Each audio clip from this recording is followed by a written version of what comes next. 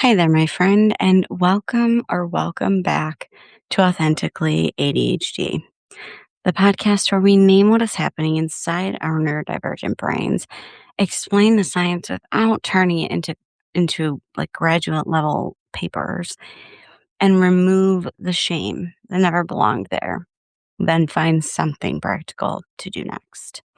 I'm Carmen, an ADHDer, an early childhood special education teacher, and a person who has spent an impressive amount of her life appearing completely capable while internally operating like a laptop with 37 tabs open, 4% battery, and an unidentified sound playing from somewhere that nobody can figure out. Today, we're talking about what neurodivergent students need before their brains can learn. This holds a special place in my heart because I am a teacher. So I understand why these students need what they need before their brains can learn scientifically and nervous system connected.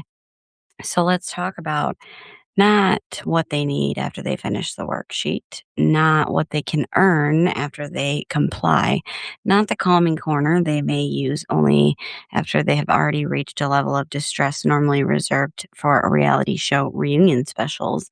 I'm talking about what autistic, ADHD, ADHD, anxious, traumatized, sensory sensitive, language delayed, and otherwise neurodivergent students may need in order to access learning in the first place.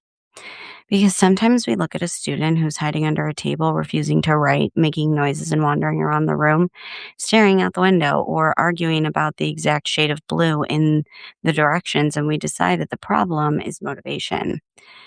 But what appears to be won't, doesn't care, isn't trying, needs to learn that the world won't always accommodate them, needs to toughen up, needs to learn that the real world will not tolerate this, may actually be they cannot access this demand in their current neurological state.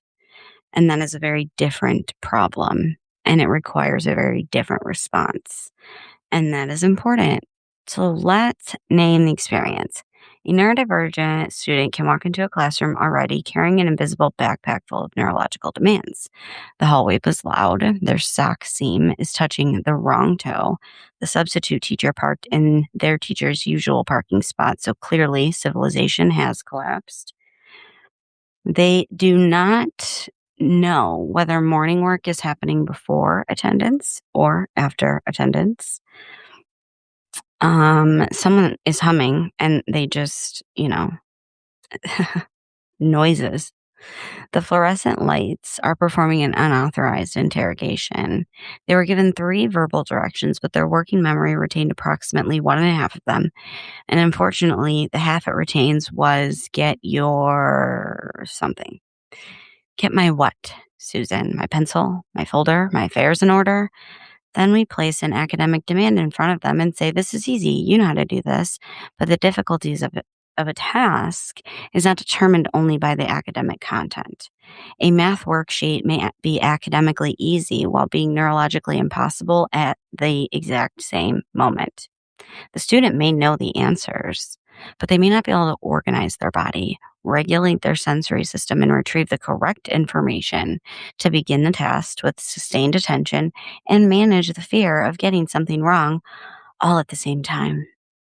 Those are separate neurological jobs. School frequently bundles them together and calls the bundle participation.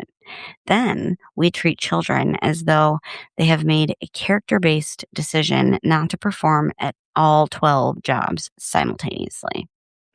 A student might demonstrate a skill beautifully on a Tuesday morning and appear unable to access it on a Thursday afternoon.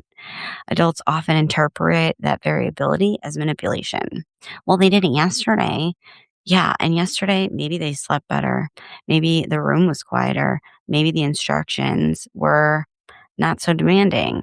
Maybe yesterday nobody changed the schedule without a warning. Yesterday their nervous system had not already survived 6 transitions, a fire drill, somebody repeatedly kicking a pen like they were trying to summon a demon. Okay? Neurodivergent capacity is often context dependent, and knowing how to do something and being able to demonstrate it under current conditions are not the same thing. The gap between competence and access is where many neurodivergent students live. And unfortunately, adults sometimes fill that gap with shame. Let's explain the brain behind it. So let's talk about stress first. You may have heard like people say a dysregulated brain cannot learn, and that sentence is useful, but it's also a little too absolute. Brains can learn under stress. In fact, stressed brains are often learning very efficiently. They may be learning that this room is unpredictable. Adults do not believe when I say something hurts. Mistakes lead to humiliation. I have to hide my distress. My body is a problem. School is somewhere I must survive. The question is not whether a stressed brain is learning. The question is, what is it learning and what kind of learning can it access? This is what my brain did in school, and I managed to get through it by masking. Anyways, when stress becomes intense or persistent, it can interfere with working memory, flexible thinking, attention, and prefrontal systems involved in planning and goal directed behavior. The brain may devote more resources to, detecting and responding to possible threats, leaving fewer resources available for holding directions in mind, solving a multi step, or composing a paragraph about the symbolism of a dead tree. A student needs to be Zen level calm before we teach them. We are not waiting for a 4-year-old to achieve inner peace beneath these fluorescent lights. It means learning becomes more accessible when the student's nervous system is not using most of its energy to manage threat, confusion, sensory pain, or uncertainty. Let's talk about working memory, the brain's temporary holding space. It allows us to keep information active while we're using it. For example, take out your math book, turn to page 42, write your name, complete numbers 1 through 5, and remember that number 3 has 2 parts. An ADHD student may hear every word. They probably understood every word. But by the time the teacher reaches number 5, the first half of the directions may have evaporated into the same mystery dimension where the water bottles and permission slips go. Research consistently connects ADHD with difficulties involving working memory, inhibition, vigilance, organization, and planning. And these difficulties are not explained simply by intelligence or willingness. They can contribute significantly to academic performance difficulties. I'd repeatedly ask, what are we doing? They may not have ignored you. The information may not have stayed available for long enough for them to actually act on it. Repeating the same 5-step direction louder doesn't create more working memory storage. It just adds surround sound. Now we're going to add in sensory processing. Many ADHD and autistic students and other neurodivergent students experience sensory informations differently. Sounds feel louder, lights can feel harsher, unexpected touch may trigger a protective response, background information that another brain filters automatically may continue arriving at full volume.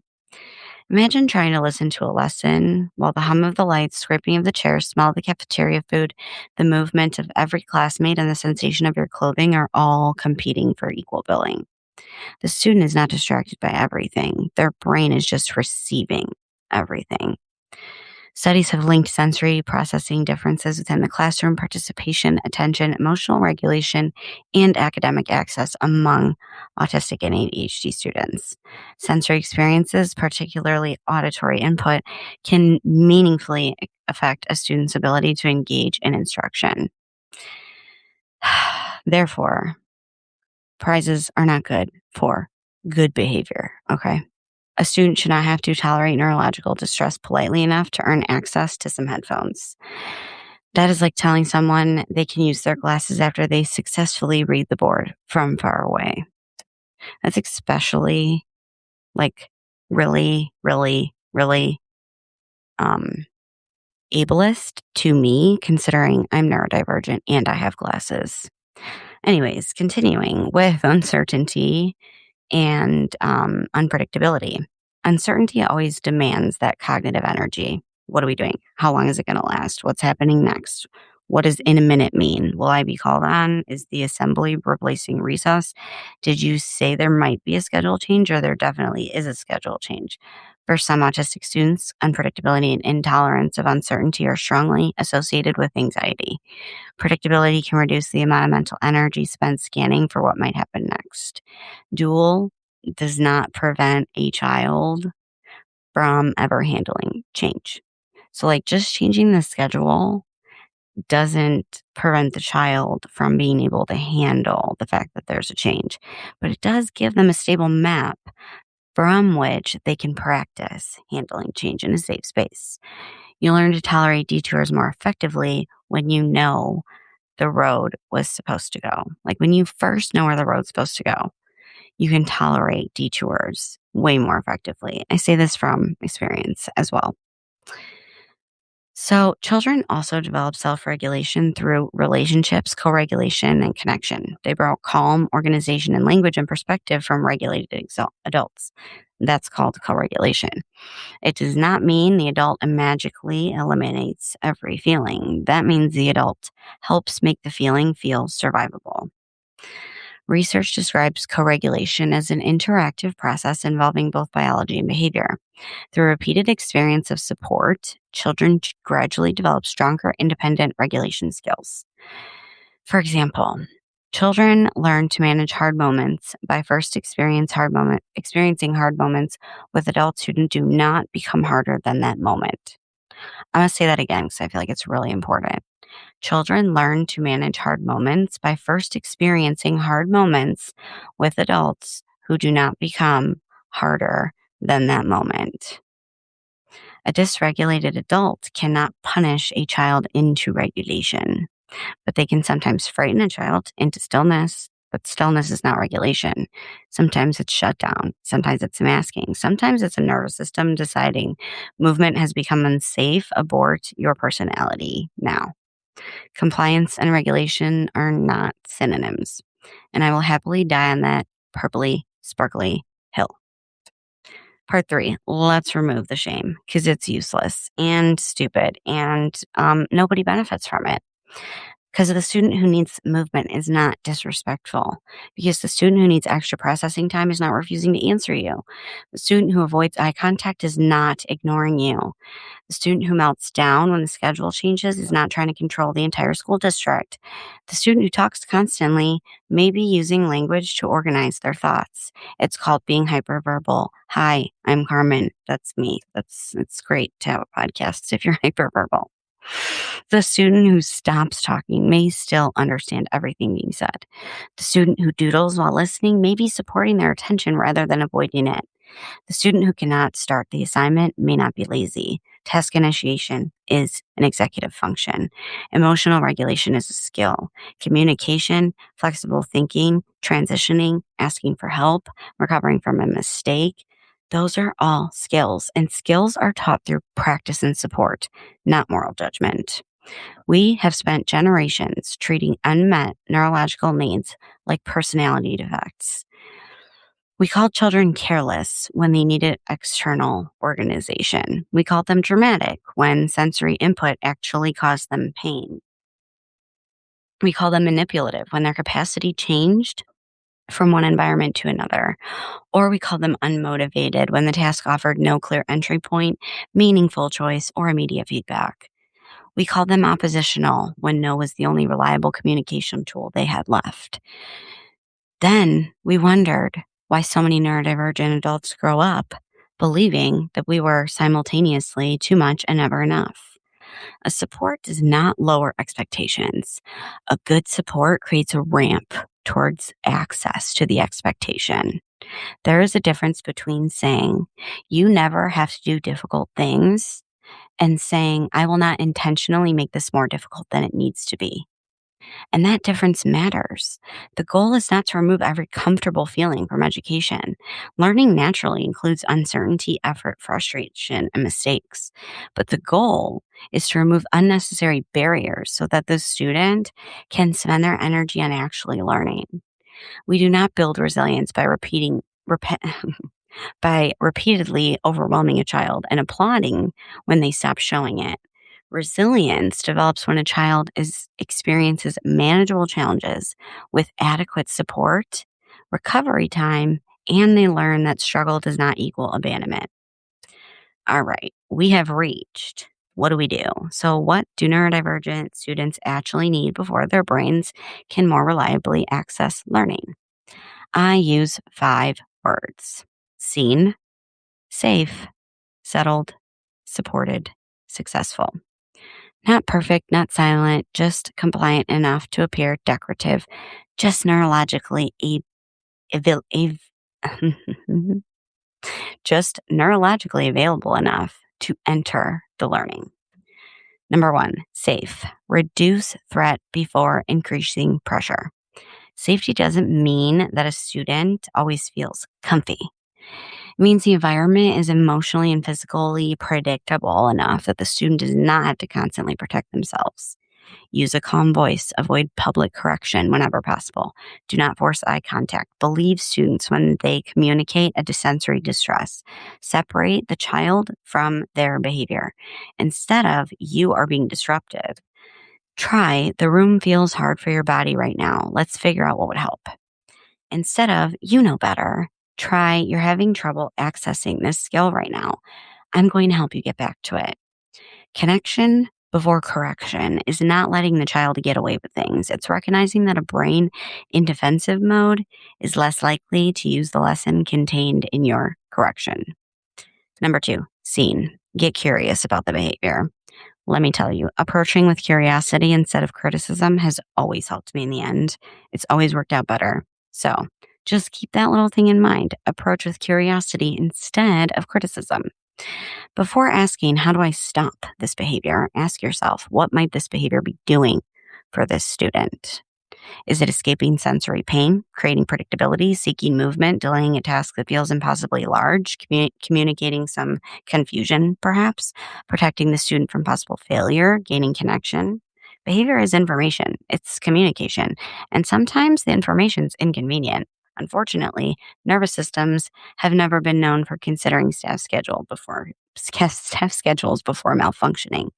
Try documenting what happens before, during, and after a difficult moment, not to build a criminal case against a little preschooler, but to identify patterns. The behavior may make far more sense once you see the current conditions surrounding it. This may also involve, for older students, talking to, and even younger students, talking to family at home if they're willing about what's going on, things that have changed, and what might be affecting the student at home. Number 3, settled. Support the sensory system. Offer access to movement, quiet, pressure, fidgets, flexible seating, or reduced visual clutter based on individual student. Individual is the key word. One child may regulate through jumping. Another may become more activated. One child might love deep pressure. We call those squeezies in my classroom. Another might react as though a weighted lap pad has personally betrayed them, or like my squeezy hug is squeezing them way too tight. Support should be offered, observed, and adjusted, which is why when I give a student a squeezy hug that's a sensory deep input, I ask them if they like it, or I read their body language, whether they're smiling, whether they are responding positively, or seem uncomfortable. Okay? Build regulation opportunities into the day before distress becomes a crisis. This will save your life. I promise. Movement breaks can support attention and on task behavior, including for students with ADHD. This actually works really, really well for all younger students. The most useful movement is often purposeful, engaging, and available proactively, not delivered only after a student has lost control. Carry books, push a cart, deliver a message, stand while working, use a resistance band, take the long way to the drinking fountain, dance it out, jump it out, punch it out. Movement is not the enemy of learning. For some brains, movement is the hallway that actually leads to learning. Number 4, supported. Externalize executive function. Do not make the student hold the entire classroom inside their head. Put information into the environment. This works for at home too. Use visual schedules. Show a finished example. Break assignments down into visual steps. Give 1 or 2 verbal directions at a time. Write the instructions down. Use checklists. Provide timers or countdowns. Tell students what is changing and what is staying the same. Visual supports can improve predictability, clarify communication, and reduce the cognitive load of remembering spoken information.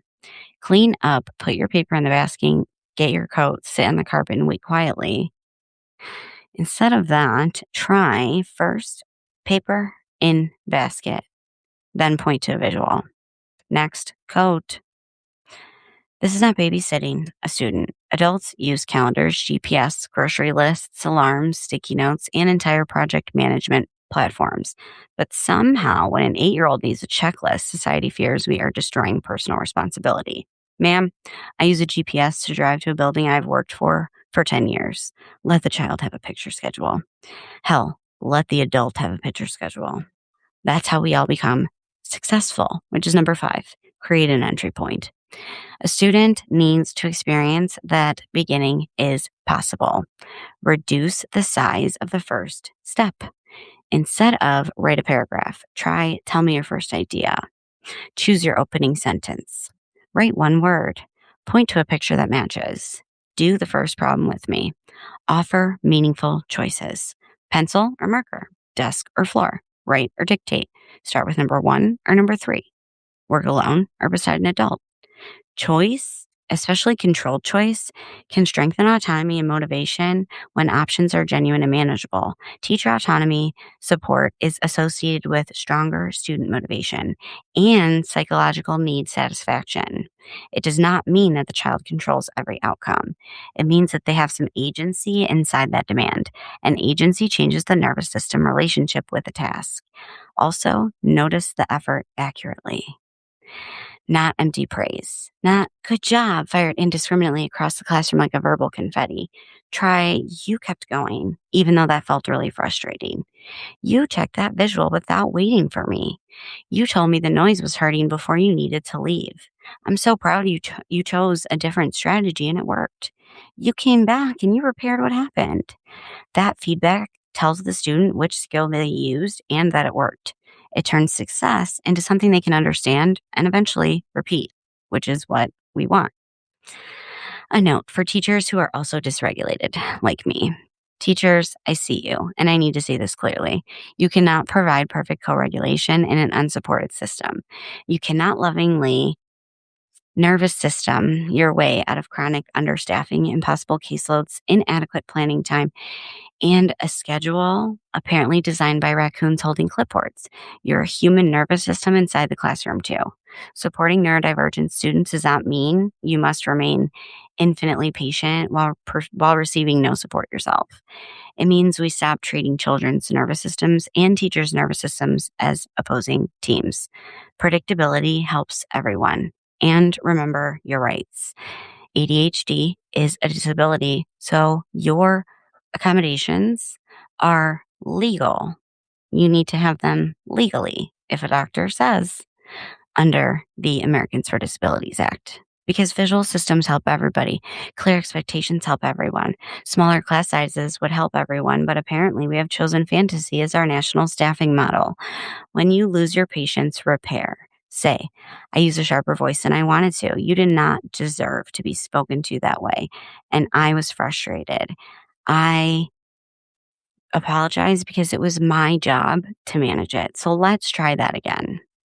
Let me tell you from personal experience again, repair or apology and accountability, it does not weaken your authority. It teaches accountability more powerfully than a motivational little poster ever will. Let me just tell you. Neurodivergent students do not need us to wait until they look calm, quiet, and convenient before we believe they are ready to learn. They need us to understand that learning is not just a transfer of information. Learning happens through bodies, relationships, sensory systems, working memory, emotion, and trust.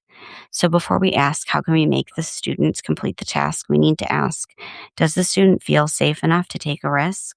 Do they understand what is happening? Can their sensory system tolerate this environment? And are we asking a working memory to do too much? Is there a visible entry point? Do we have a way Do they have a way to communicate that they need help before their body has to scream it? The student is not giving you a hard time. The student is having a hard time accessing the version of themselves this environment demands. So that does not mean we abandon expectations. That means we build access, because accommodations are not shortcuts around learning. They're often the doorway to it. Okay?